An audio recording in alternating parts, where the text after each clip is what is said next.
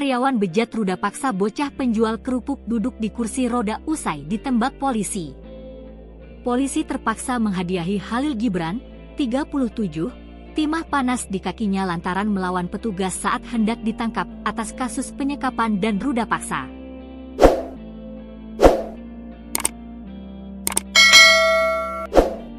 Karyawan rumah makan di Makassar itu melakukan penyekapan lalu meruda paksa bocah berusia 11 tahun.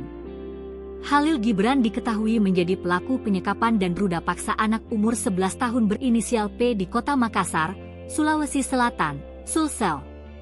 Ia ditangkap tim Jatanras Polrestabes Makassar setelah melakukan aksi bejatnya Minggu malam.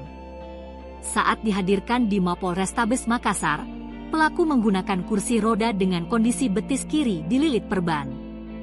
Kapolrestabes Makassar Kombes Pol Arya Perdana mengatakan, pelaku melawan petugas hingga harus dilumpuhkan dengan timah panas. Pada saat ditangkap pelaku melakukan perlawanan dan kita hadahi timah panas di kakinya, jelas Kombes Pol Arya Perdana. Rilis pengungkapan kasus memilukan itu juga dihadiri oleh UPT Perlindungan Perempuan dan Anak, PPA, Kota Makassar. Arya Perdana menjelaskan, aksi bejat pelaku dilakukan terhadap korban pada 9 April 2025. Dijelaskan Arya, mulanya pelaku melihat korban, P, duduk menjual kerupuk di tepi jalan. Kemudian, korban dibujuk ditemui untuk dibelikan baju baru dan diberikan beras, kata Arya. Korban yang masih polos pun mengikuti ajakan itu lalu bersedia naik ke motor korban. Setelah itu, korban dibonceng Gibran ke kamar kosnya di wilayah Kecamatan Manggala, kemudian masuk ke dalam kos-kosannya. Setelah itu pelaku melakukan aksi bejatnya terhadap korban, terang Arya.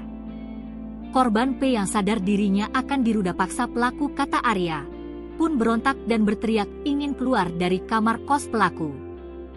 Karena berteriak-teriak terus, akhirnya dipukul mukanya, kepalanya lalu dilakban lagi mulutnya, diikat dan tidak boleh keluar dari ruangan tersebut, ungkapnya. Setelah memastikan korban tak berdaya, pelaku Gibran pun meruda paksa korban. Aksi bejat itu, lanjut Arya, dilancarkan Gibran tidak hanya sekali. Pelaku melakukan tindakan bejatnya sebanyak 4 kali. Setiap kali pelaku ini menyetubuhi korban, pelaku menggunakan cairan pelumas, bebernya.